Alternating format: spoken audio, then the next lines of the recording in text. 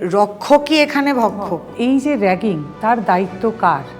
কর্তৃপক্ষের নাকি কার্যকর্তার? গে কিনা সেটা নিয়ে প্রশ্ন করা হতো এবং প্রমাণ দিতে হতো যে আমি গে নয়। Say no to ragging. গাঁজা, মদ, ড্রাগস এগুলো আনানো হতো। It's all about power play.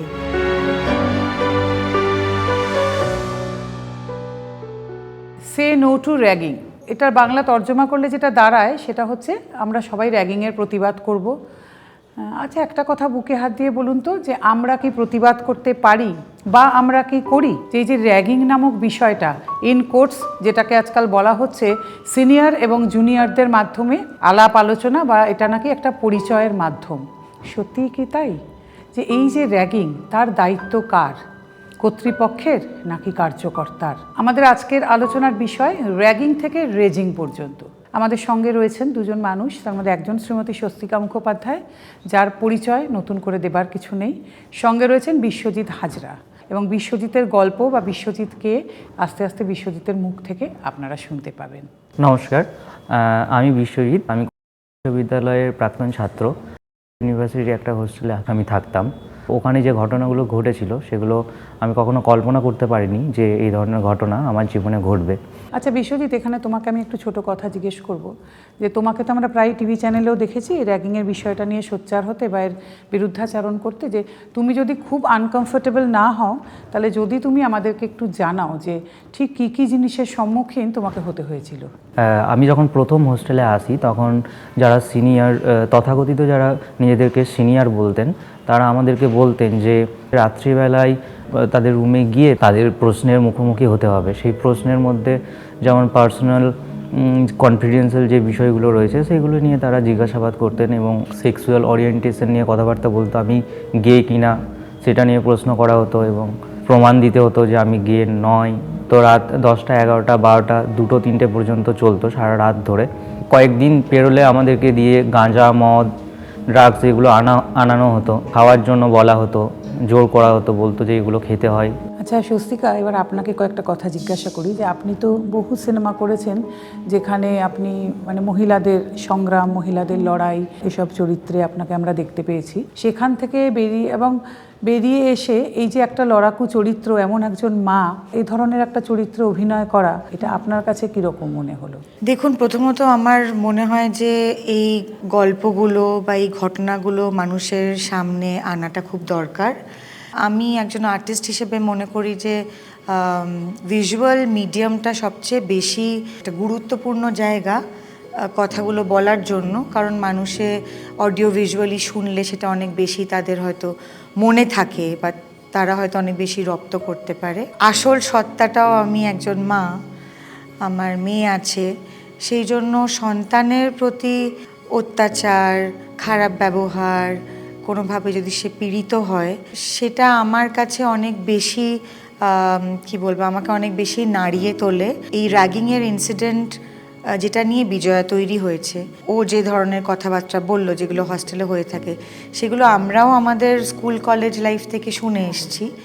কিন্তু এই গল্পটা যখন আমার কাছে এসেছিল তখন আমার মনে হয়েছিল যে এই মায়ের লড়াইটা মানুষের জানা উচিত। আর শুধু মায়ের লড়াই না, হস্টেলে আসলেই কি হয়, এবং এই যে মানে শহরের বাইরে, সে শহরতলি হোক, গ্রাম হোক, সেখান থেকে বাবা মারা যে ছেলে মেয়েদের শহরে পড়তে পাঠায়, সেটা তো আরেকটু ভালো ভবিষ্যৎ, এই আশায় ভরসায় তো বাবা মারা পাঠায়। তো তারা হয়তো অতটা খবরই পায় না যে এখানে আসলে কি হচ্ছে। কারণ খবরের কাগজেও যা আমরা দেখি সেটা হয়তো 10%, আসল যে ঘটনা ঘটেছে তার হয়তো খুবই ছোট একটা পোর্শন আমরা জানতে পারি বা দেখতে পারি।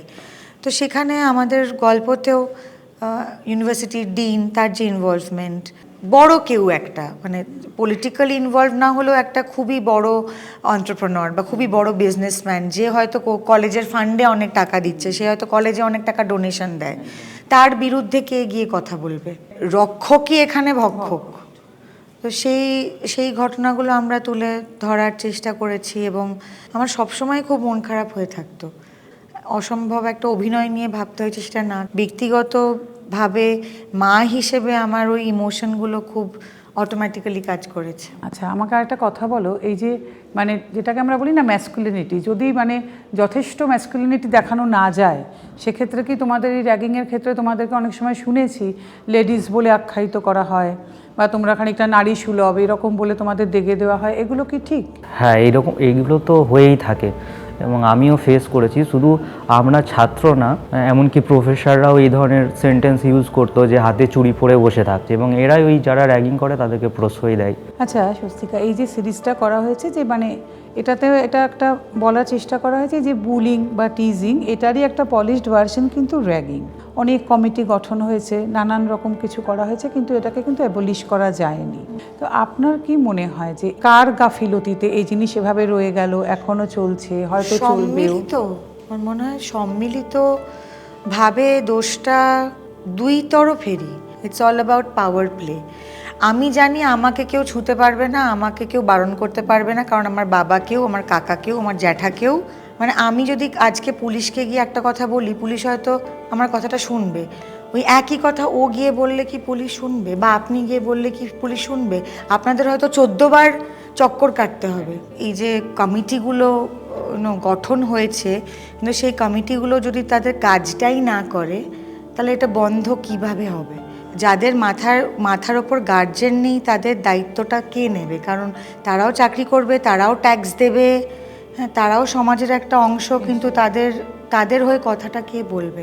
রিসেন্টলি আমরা এরকম একটা ঘটনার সাক্ষী থেকেছি, যেখানে একটি ছেলে এরকম র্যাগিংয়ের শিকার হয়ে জীবন দিয়েছেন। এর ক্ষতিপূরণ কে? হ্যাঁ, মানে মানুষকে যদি আলোড়ন ঘটানোর জন্য যদি ছাত্রছাত্রীদের মরে যেতে হয়, সেটা তো খুবই আনফর্চুনেট। সবাই হয়তো আমরা 10 দিন, 15 দিন, 1 মাস এটা নিয়ে আলোচনা করব, কিন্তু যে মা বাবার কোল শূন্য হয়ে যাচ্ছে, তাদের তো এই যন্ত্রণাটা সারা জীবন বয়ে বেড়াতে হবে। আচ্ছা, আরেকটা কথা এখানে বিশ্বজিৎ জানতে চাইবো, খুব স্পেসিফিক একটা কোয়েশ্চেন, যে তোমার কি ব্যক্তিগত অভিমত যে এই র্যাগিংয়ের শিকার কি মানে ছেলেরা বেশি হয়, মানে ছেলেরা কি বেশি ভিক্টিমাইজড হয়? আমি এই বর্তমান সমাজ ব্যবস্থাকে একটা পুরুষতান্ত্রিক সমাজ ব্যবস্থা হিসেবেই দেখি। তো তাদের অ্যাগ্রেসিভনেসটা বেশি থাকে এবং দুর্বলদের ওপর, মানে সবলদের যেটা নিজেকে জাহির করা, সেটা পুরুষদের ক্ষেত্রে বেশি। তবে এটা নয় যে মহিলাদের ক্ষেত্রে ঘটে না, এরকম অনেক ঘটনাই মহিলাদের ক্ষেত্রেও ঘটে, সেগুলো গুরুত্ব দেওয়া দরকার। আচ্ছা, এবার একটা শেষ প্রশ্ন আপনার কাছে করি, যে এই যে বিজয়া রোলটা আপনি যে টেক আপ করলেন, তো এটাতে আপনাকে বেশি কোন জিনিসটা ট্রিগার করলো, যে এটার কজ না এটার প্লট? কজটা, কারণ আমি যদি এই র্যাগিংয়ের বিষয় নিয়ে কথা বলতে চাই, আমি ফেসবুকে একটা লাইভ করে কথা বলতে পারি, সেটা আমি কতবার করব, আর সেটা কতদিন ধরে করব, আর মানুষই বা ইন্টারেস্ট নিয়ে শুনবে কেন? আমার তো ওর কথা শুনে মনে হলো যে ওর পুরো পড়াশোনার সময়টাই আতঙ্কে কেটেছে। হোস্টেলে রাত্রিবেলা ফিরতে হবে, সেটা ভেবেই তো মানুষের আর ইচ্ছে করবে না এই শহরে থাকতে, তাই না? সেই কজটা নিয়ে একটা কাজ করলে সেটা অনেক বেশি মানুষের মনে জায়গা করে নিতে পারে। সেই জন্যই করা। আর মানুষের যদি কাজটা ভালো লাগে, মানুষের হয়তো তখন খুঁটিয়ে খোঁজ নেবে, জিজ্ঞেস করবে, গুগল সার্চ করবে যে এরম ঘটনা কোন ইউনিভার্সিটিতে ঘটছে, কারা ভিকটিম, যাদের কেউ যদি এগিয়ে এসে সেটা নিয়ে কিছু করতে চায়। মানে এইভাবেই আমরা অডিয়েন্সকেও ট্রিগার করাতে পারি। জানি না কতটুকু আপনাদের বোঝাতে পারলাম বা আপনারা কতটুকু বুঝতে পারলেন, তবে এটা ঠিক যে অনেক হয়েছে, আর নয়।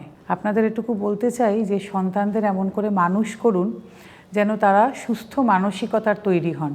এটা মনে রাখবেন যে যেই সমস্ত ছেলেমেয়েগুলো মফস্বল থেকে এখানে পড়তে আসছেন, তারা হয়তো ফ্লুয়েন্টলি ইংরেজি বলতে পারেন না, কিন্তু তারা অনেক স্বপ্ন নিয়ে, অনেক ইচ্ছে নিয়ে এখানে আসেন। তো তাদের যেন সেই স্বপ্ন আর ইচ্ছেগুলো এখানে পূরণ হতে পারে, তারা যেন এখানকার সেরা ইনস্টিটিউশনগুলোতে জায়গা করে নিতে পারেন।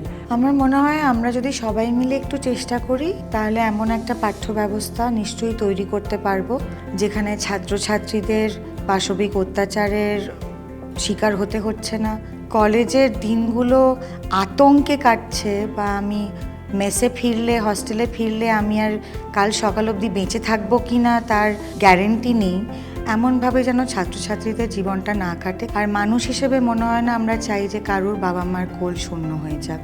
এমনই এক খুবই নির্মম ঘটনা আমাদের আশেপাশে ঘটেছিল, সেই নিয়েই আমরা একটা সিরিজ করেছি যার নাম বিজয়া।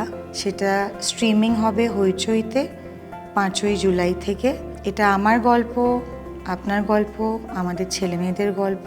আপনারা দেখবেন, দিয়ে আপনাদের মতামত আমাদের জানাবেন। নমস্কার।